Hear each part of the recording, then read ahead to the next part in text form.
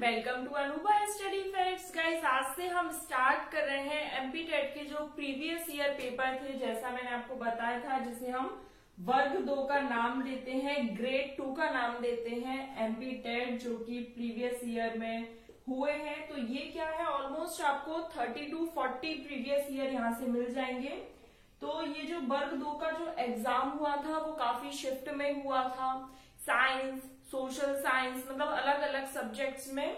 तो जितने भी सीडीपी के क्वेश्चंस मुझे मिल सकते हैं, मैं उतने क्वेश्चंस आपको यहाँ पर यूट्यूब पर डिस्कस करूंगी। तो ये जो सेशन है ये आपको ऑलमोस्ट कम से कम ये कोशिश रहेगी कि आपकी 25 मार्क्स आउट ऑफ 30 तो आ ही पाए। जो हम एमपी टेट वर्ग 3 की तैयारी कर रहे हैं, जिसे हम वर्ग 3 बोलते हैं, तो ये क्या है, इसलिए हेल्पफुल रह सकता है ये सेशन आप लोगों के लिए, क्योंकि सीडीपी के क्वेश्चन यूपी टेट हो, रीट हो, अलग अलग एग्जाम से कहीं ना कहीं प्रीवियस ईयर के क्वेश्चन उठा लिए जाते हैं एज इट इज। मतलब ये समझ लीजिए 30 में से कभी कभी एज इट इज 5 से 6 question as it is other exam से पूछ लिए जाते हैं। तो ये जो वर्ग 2 है, जिसमें सीडीपी के 30 क्वेश्चंस आए थे, तो एक तो हमको आकलन लग जाएगा कि क्वेश्चंस किस तरीके से पूछे जाते हैं, कितने क्वेश्चंस फैक्चुअल बिल्कुल फैक्ट बेस्ड आने वाले हैं, कितने क्वेश्चंस हैं जो कंसेप्चुअल है, मतलब यहाँ पर कंसेप्ट क्लियर हो रहा है, कौन कौन से ऐसे टॉपिक्स हैं, जैसे मैंने आपको बताया था पियाजे, कोलबर्ग, वाइगोत्स्की, समाजीकरण, बुद्धि का सिद्धांत, थॉर्नडाइक, हॉवर्ड गार्डनर, ज्ञानी की हायरार्की, मैस्लो की जो नीड की हायरार्की, मतलब ये इस तरीके से क्वेश्चंस आते हैं। तो हम क्या करने वाले हैं, 10 क्वेश्चंस को सॉल्व करेंगे। 30 क्वेश्चन रहते हैं एक सेट में। आप चाहे तो एक दिन में मैं 15 भी डिस्कस कर सकती हूँ, 10 भी। क्या है, 30 अगर डिस्कस करूंगी तो वीडियो बहुत ज्यादा लेंथी हो जाता है और इतनी लंबी वीडियो देखने में थोड़ी सी बोरियत फील होने लगती है। तो छोटी छोटी वीडियोस लेकर आऊंगी, तो उससे क्या, या तो 10 क्वेश्चन डिस्कस करेंगे या फिर 15 क्वेश्चन। आज चूंकि 10 क्वेश्चन डिस्कस करने वाले हैं, टाइम भी पता चल जाएगा, वीडियो बहुत ज्यादा लेंथी नहीं होगी। तो कल से हम 15 क्वेश्चन डिस्कस करेंगे। और आप मुझे कमेंट करके बता भी सकते हैं कि एक दिन में आप वीडियो में 10 क्वेश्चन देखना चाहते हैं या 15 क्वेश्चन देखना चाहते हैं। सेशन जो है वो 30 क्वेश्चन का रहता है, सीडीपी में 30 क्वेश्चन पूछे जाते हैं, और हमारे वर्ग 3 में भी सीडीपी से 30 क्वेश्चन ही पूछे जाने वाले हैं। तो इससे एक तो आकलन लग जाएगा, क्वेश्चन का पता चल जाएगा, लेवल पता चल जाएगा, उसके बाद हमको टॉपिक्स पता चल जाएंगे कि क्वेश्चंस कैसे क्या पूछे जाते हैं। तो चलिए, पहला क्वेश्चन आपकी स्क्रीन पर ये रहा, देखिए, thematic apperception test was designed bye.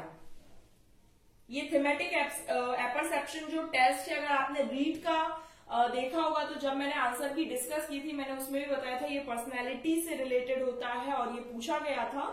तो फर्स्ट ऑप्शन है आपका आइजेंक या फिर ऑलपोर्ट, गाल्टन और क्रेशमर, युंग या फिर शेल्डन, और मुरे या फिर मुरे और मॉर्गन। आप लोग क्वेश्चन पढ़िए और आंसर देने की खुद से कोशिश कीजिए कि इस क्वेश्चन का आंसर क्या हो सकता है। और जब ये सेशन हम कर लेंगे, लगभग 10 सेशन में ही आपको अपने आप में एक प्रोग्रेस पता चल जाएगी कि आपको कितने क्या क्वेश्चंस आने लगे हैं, और पूरा एक कंसेप्ट क्लियर होता चला जाएगा। तो फर्स्ट क्वेश्चन है जो कि पूरा फैक्ट बेस्ड है, ये आपको नाम याद रखना है। थीमेटिक एपरसेप्शन जो टेस्ट है वो मुरे और मॉर्गन के द्वारा दिया गया है। तो फर्स्ट क्वेश्चन का 4th आंसर बिल्कुल करेक्ट है। चलिए, सेकेंड क्वेश्चन ये रहा आपकी स्क्रीन पर, देखिए, आप एक बाल चिकित्सक हैं, 7 साल के तरुण को ऑटिज्म से पीड़ित होने का शक था। अब ऑटिज्म क्या होता है, तो ऑटिज्म में क्या है कि जो बच्चा है वो बार बार एक ही बात को रिपीट करता है, सोशली बहुत ज्यादा इंटरेक्ट नहीं कर पाता है लोगों के साथ, खुद से बस एक चीज जो उसके मन में आ जाती है वही चीज वो बार बार रिपीट करता रहता है। आपने इस बालक को आकलन के लिए एक शैक्षिक मनोवैज्ञानिक को देखने के लिए भेजा। शिक्षा मनोविज्ञान आपको एक रिपोर्ट भेजता है और आपको उसमें आने वाले निष्कर्ष उस बच्चे की मां को समझाने की आवश्यकता है। उसकी ताकत निम्नलिखित में से किस क्षेत्र में होने की संभावना ज्यादा है। तो ओरल प्रेजेंटेशन, इसके लिए मैंने आपको पहले ही बताया था कि ओरल प्रेजेंटेशन स्किल जो है, यहाँ पर देखो थोड़ा सा समझ लो कि जो ओरल प्रेजेंटेशन स्किल होती है वो ऑटिज्म वाले बच्चों की बहुत ज्यादा वीक हो जाती है। वो मतलब रिपीट करते रहते हैं एक ही एक बात को, वो सोशली लोगों के साथ ज्यादा इंटरेक्ट नहीं कर पाते हैं। ये चीज आपको ध्यान रखनी है, सोशली ज्यादा इंटरेक्ट नहीं कर पाते हैं। उसके बाद है मौखिक अवधारणा गठन, वर्बल कंसेप्ट फॉर्मेशन, वही मौखिक वर्बल ये सब में इनको दिक्कत होती है। फिर है ब्लॉक डिजाइन या फिर एब्स्ट्रैक्ट थिंकिंग। ऑटिज्म में क्या होता है, बच्चा आपको अच्छे से समझ आ गया है कि रिपीट करता रहेगा, तो इसमें ये पूछा गया है कि उसकी जो ताकत है वो किस क्षेत्र में अच्छी होगी, तो ब्लॉक डिजाइन में उसकी ताकत अच्छी होगी। तो सेकंड क्वेश्चन का थर्ड ऑप्शन बिल्कुल सही है। यहां पर ये आपको पता चल गया। चलिए नेक्स्ट क्वेश्चन ये रहा आपकी स्क्रीन पर, gender is dash determined while sex is dash determined. First socially, culturally, biologically, socially, biologically, environmentally या फिर कल्चरली और biologically.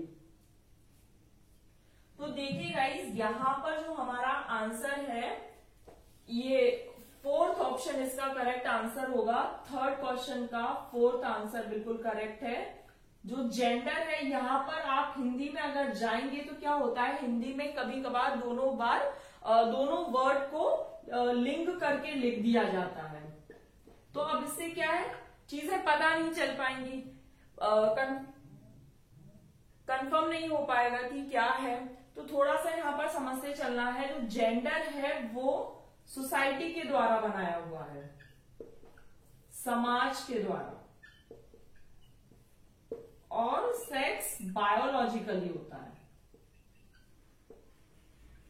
Baby boy, baby girl, ये क्या है, बेबी बॉय फिर बेबी गर्ल, तो ये बायोलॉजिकली डिटरमाइंड होता है क्रोमोसोम के द्वारा। ठीक है, यहां पर ये क्रोमोसोम वाला भी कभी कभी कंसेप्ट पेडागोजी या फिर साइकोलॉजी में पूछ लिया जाता है। तो जेंडर क्या है, कल्चरली भी बोल सकते हैं इसको, सोशली भी बोल सकते हैं, और सेक्स क्या है, बायोलॉजिकली, जैविक। ठीक है, तो फोर्थ ऑप्शन इसका बिल्कुल करेक्ट होगा। चलिए आगे बढ़ जाते हैं। फोर्थ क्वेश्चन स्क्रीन पर, children often blame themselves for parental conflict, what Piagetian principle explain this belief. बच्चे जो अक्सर माता पिता के बीच हुए झगड़े के लिए खुद को दोषी मानते हैं, तो पियाजे ने इस चीज को क्या कहा। तो अगर आपने पियाजे की थ्योरी अच्छे से देखी होगी, सीडीपी फुल कोर्स बाय अनुभव स्टडी फैक्ट, अगर आप पूरी एक प्लेलिस्ट बना रखी है मैंने, तो एक बार आप उसको देख सकते हैं। सीडीपी फुल कोर्स बाय अनुभव स्टडी फैक्ट में कुछ वीडियोस है सीडीपी से रिलेटेड, वो आप देख सकते हैं। तो क्या है, फोर्थ क्वेश्चन है ये हमारा, इसका फर्स्ट ऑप्शन बिल्कुल सही होगा। जब बच्चे अपने आप को किसी भी चीज का रीजन मान रहे हैं, क्यों, क्योंकि वो अपने ही पर्सपेक्टिव से उस चीज को देख रहे हैं। जब बच्चा अपने पर्सपेक्टिव से चीजों को देखता है तो ईगोसेंट्रिज्म होता है। ईगोसेंट्रिज्म प्री ऑपरेशनल, ये अगर आपने देखी होगी वो वीडियो तो आपको अच्छे से पता होगा। प्री ऑपरेशनल पूर्व संक्रियात्मक अवस्था में बच्चा ईगोसेंट्रिक होता है, मतलब बच्चा अपना पर्सपेक्टिव समझ पाता है केवल। अब कैसे, जैसे उसे ये पेन पसंद है, तो जब भी वो उदास होता है, अगर उसे ये पेन या इस तरीके से कोई भी टॉय दे दिया जाता है तो बच्चा खुश हो जाता है। ईगोसेंट्रिज्म का मतलब ही ये है कि जैसे जिस टॉय से वो खुश हो रहा है, तो उसे क्या लगता है, जब कोई दूसरा व्यक्ति गुस्सा हो रहा है या दुखी है तो वो उसी टॉय को ले जाकर उसे भी दे देगा, ताकि उसे ये लगे कि जब मैं इस टॉय को पाकर खुश हो जाता हूं तो वो भी व्यक्ति उस टॉय को पाकर खुश हो जाएगा। तो बच्चा क्या है, ईगोसेंट्रिक है, मतलब वो अपना ही पर्सपेक्टिव समझता है। जो उसे चीजें अच्छी लगती हैं उसे लगता है कि सबको ही वही चीजें अच्छी लगती होंगी। तो ये प्री ऑपरेशनल स्टेज में होता है। अगर आपने पियाजे की थ्योरी नहीं देखी है तो एक बार देख लीजिएगा। चलिए नेक्स्ट क्वेश्चन है, a set of rules that helps us to derive meaning is known as. नियमों का एक सेट जो हमें अर्थ निकालने में मदद करता है। सेंटेंस होगा या फिर फोनीम्स जिसे हम बोलते हैं, वर्ड्स होगा या फिर सिमेंटिक्स होगा। तो देखिए गाइस, क्वेश्चन आप लोगों ने पढ़ लिया, इसका फोर्थ ऑप्शन सही है, सिमेंटिक्स। अब थोड़ा सा यहां पर इसको समझ लो, ये इंग्लिश पेडागोजी में भी इस तरीके से क्वेश्चंस आते हैं, तो थोड़ा सा आप लोग प्रिपेयर रहिए किस तरीके से क्वेश्चंस पूछे जाते हैं। सिमेंटिक्स मतलब मीनिंग सही हो, रूल प्लस मीनिंग, जहां पर सही जा रहा है, रूल प्लस मीनिंग जहां पर सही जा रहा है वहां पर क्या है, सिमेंटिक्स है। और एक होता है सिंटेक्स। सिंटेक्स क्या होता है, स्ट्रक्चर सही होना चाहिए, स्ट्रक्चर सही होना चाहिए, जैसे सब्जेक्ट के बाद वर्ब और वर्ब के बाद ऑब्जेक्ट आता है, ये क्या है, सिंटेक्स है। जैसे माय बाइसिकल इज इल, हम यहां पर एक उदाहरण से इसको समझ लेते हैं। माय बाइसिकल इज इल, अब जो बाइसिकल है वो पंचर्ड होती है, ना कि इल, तो ये सिंटेक्स तो सही है। सबसे पहले सब्जेक्ट आ गया, फिर वर्ब आ गई और फिर ऑब्जेक्ट, लेकिन सिमेंटिकली ये गलत है। क्यों? क्योंकि कोई व्यक्ति इल होता है और बाइसाइकिल पंचर्ड होती है। तो इस तरीके से क्वेश्चंस आपको आने चाहिए। चलिए यहां तक आपको समझ आ गया। नेक्स्ट क्वेश्चन पर बढ़ जाते हैं। नेक्स्ट क्वेश्चन ये रहा स्क्रीन पर। Trisha is an 8-year-old girl who confidently perform arithmetic tasks that involve adding or subtracting zero from a number. According to Piaget, which cognitive ability enabled Trisha in understanding the concept? जो त्रिशा है वो 8 वर्षीय लड़की है और आत्मविश्वास से अंकगणितीय कार्य करती है, जिसमें एक संख्या से शून्य को जोड़ना और घटाना शामिल है।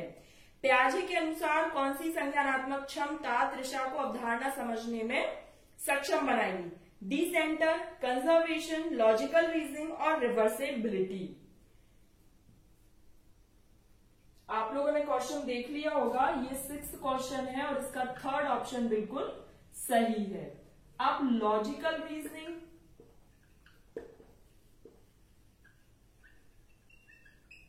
एक साल 8 साल की बच्ची है, तो प्याजे के हिसाब से ये कॉन्क्रीट ऑपरेशनल स्टेज में होगी। कौन से स्टेज में होगी? कॉन्क्रीट ऑपरेशनल, मूर्त संक्रियात्मक अवस्था। ठीक, मूर्त संक्रियात्मक अवस्था।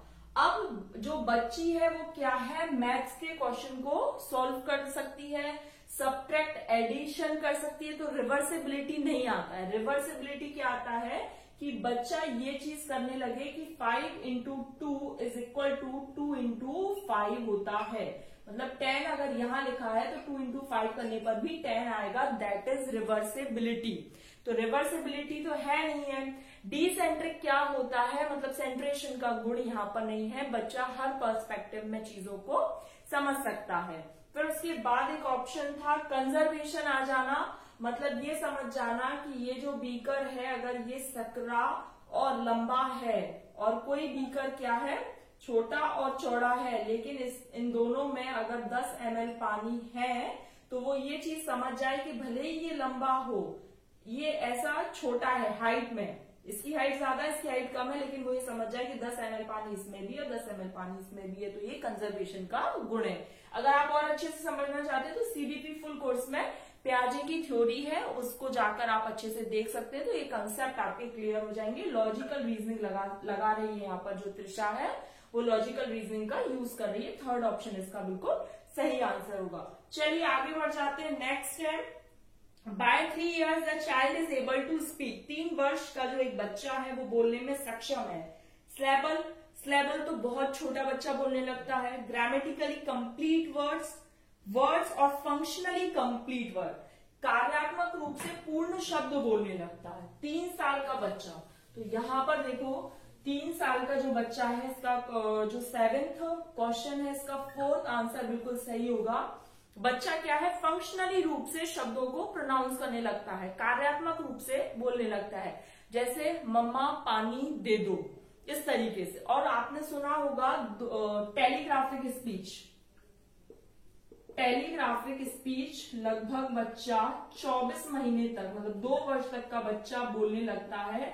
2 से 3 सिलेबल आ जाते हैं यहाँ पर, ठीक है।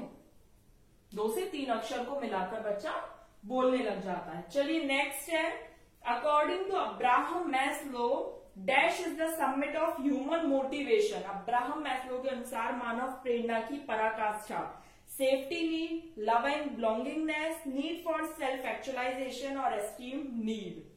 तो गाइस मैस्लो की जो हायरार्की है, ये मैंने प्रीवियस ईयर क्वेश्चन जब सॉल्व करवाए थे एमपीटेट के, और भी है, आप प्लेलिस्ट में देख सकते हैं, वहां से आपको अच्छे से समझ आ जाएगा। तो जब कोई भी व्यक्ति, यहाँ पर कोई भी व्यक्ति हो सकता है, इसका जो ऑप्शन है वो कौन सा, थर्ड ऑप्शन बिल्कुल सही है। तो सेल्फ एक्चुअलाइजेशन, यहाँ पर क्या होता है, सबसे पहले जो आती है फिजियोलॉजिकल नीड्स आती है। फिजियोलॉजिकल नीड्स में आपका रोटी कपड़ा मकान ये सब आ जाता है। फिर इसके बाद सेफ्टी नीड्स आती है कि भाई एक दिन का खाना मिल गया तो अब आपको अगले दिन का भी खाना मिल जाए। फिर लव एंड बिलोंगिंगनेस आता है, जहां पर आप रिलेशन बिल्डअप करना चाहते हैं। फिर आता है क्या, सेल्फ एस्टीम, जहां पर ऐसा है कि आप अपने लिए कुछ करना चाहते हैं, आपका जो लेवल है वो बना रहा है। लव एंड बिलोंगिंगनेस में लोगों के साथ अच्छे रिलेशंस बने, और सेल्फ एस्टीम में ये होता है कि आपका स्टेटस बना रहा है। सेल्फ एक्चुअलाइजेशन में क्या होता है, आप दूसरों के लिए कुछ करना चाहते हैं। आप सेल्फ एक्चुअलाइजेशन में दूसरों के लिए कुछ करना चाहते हैं। जैसे हम विक्रम बत्रा जी का अगर उदाहरण लें, तो वो सेल्फ एक्चुअलाइजेशन वाली स्टेज में पहुंच चुके थे, जहां उन्होंने अपनी जान की बाजी लगा दी हम लोगों को सेव करने के लिए, मतलब लोगों को सेव करने के लिए, जहां पर लोग अपनी जान की भी परवाह ना करें, वो सेल्फ एक्चुअलाइजेशन में होते हैं। तो यहां तक की बात क्लियर हो गई। अगर आपको और डिटेल में देखना है तो प्रीवियस ईयर क्वेश्चन वाले सेशन में मैंने ये डिस्कस किया हुआ है। चलिए नेक्स्ट है, what type of memory processing involve focusing on the superficial characteristics of an object, deep level, partial, elaborative, shallow level. तो देखो गाइस, इसमें क्या है, देखो 9th का 4th ऑप्शन बिल्कुल करेक्ट हो जाएगा। सुपरफिशियल दिया हुआ है, इसमें लाइन है सुपरफिशियल कैरेक्टरिस्टिक्स, मतलब सतही। यहाँ पे या तो सरफेस नाम दे दिया जाए या फिर शैलो नाम दे दिया जाए। सतही जिसको हम बोलते हैं बिल्कुल बाहर बाहर से। डीप अगर कहीं बात होगी कि बहुत ज्यादा डीप में है, तो उसका जो इस तरीके से बताया जाएगा आपको, लेकिन क्वेश्चन में क्या है, सुपरफिशियली। तो इसका जो सही आंसर है वो शैलो आ जाएगा, लेकिन ऑप्शन में अगर सरफेस भी होता तो हमारा सरफेस भी ऑप्शन बिल्कुल सही हो जाता। आज के लिए लास्ट क्वेश्चन है, what principle of learning is absorbed when a child does well in an exam because he was promised a new phone. अब यहां पर negative reinforcement, negative punishment, positive punishment और पॉजिटिव रीइंफोर्समेंट की बात की हुई है। क्या होता है, थोड़ा सा यहां पर समझ लो। यहां पर इसका पॉजिटिव रीइंफोर्समेंट इसका सही आंसर होगा, पॉजिटिव रीइंफोर्समेंट। अब रीइंफोर्समेंट क्या होता है, रीइंफोर्समेंट एक तरीके से रिवॉर्ड समझ सकते हैं। तो रीइंफोर्समेंट जब दिया जाता है जब हम वो काम बार बार करवाना चाहते हैं। पनिशमेंट क्या होता है, जब हम काम को रोकना चाहते हैं। और कभी भी ध्यान रखना, कभी भी नेगेटिव रीइंफोर्समेंट पनिशमेंट के इक्वल नहीं होता। पनिशमेंट अलग है, रीइंफोर्समेंट अलग है, ये कभी भी एक दूसरे के इक्वल नहीं होते। पनिशमेंट कब, जब हम किसी काम को रोकना चाहते हैं कि उसकी पुनरावृत्ति ना हो, और रीइंफोर्समेंट तब दिया जाता है जब हम चाहते हैं कि उसकी पुनरावृत्ति बार बार हो। बच्चे के अच्छे मार्क्स आएंगे, बच्चे को ये चीज दी जाएगी, वो चीज दी जाएगी, तो वो सब कब होती है, वो तब होगी जब उसको पॉजिटिव रीइंफोर्समेंट दिया जाएगा। तो गाइज यहाँ पर हमारे 10 क्वेश्चंस आज के सॉल्व हो गए हैं, डिस्कस कर लिए मैंने आप लोगों के साथ। आप लोग चाहते हैं कि एक दिन में 15 क्वेश्चन डिस्कस हो, तो वो भी आप मुझे कमेंट्स में बता सकते हैं। 10 चाहते हैं तो आगे से हम 10 ही डिस्कस करेंगे। वीडियो बहुत ज्यादा लेंथी भी नहीं होगी। मुझे 10 क्वेश्चन सॉल्व यहाँ पर करना ठीक लगा, बाकी आप अपनी विश बता सकते हैं। इस तरीके से अब आपको पता चल जाएगा कि क्वेश्चंस किस तरीके से पूछे जाते हैं, कौन कौन से टॉपिक्स आते हैं, पैटर्न किस तरीके का है, और टॉपिक के साथ साथ ये भी पता चल जाएगा कि लेवल किस तरीके से पूछे जाते हैं क्वेश्चन का। तो आई होप गाइस आपको ये सेशन पसंद आया तो लाइक शेयर करना, सब्सक्राइब करना इस तरह की और वीडियोस को देखने के लिए। नेक्स्ट वीडियो में मिलेंगे। Thanks for watching this video.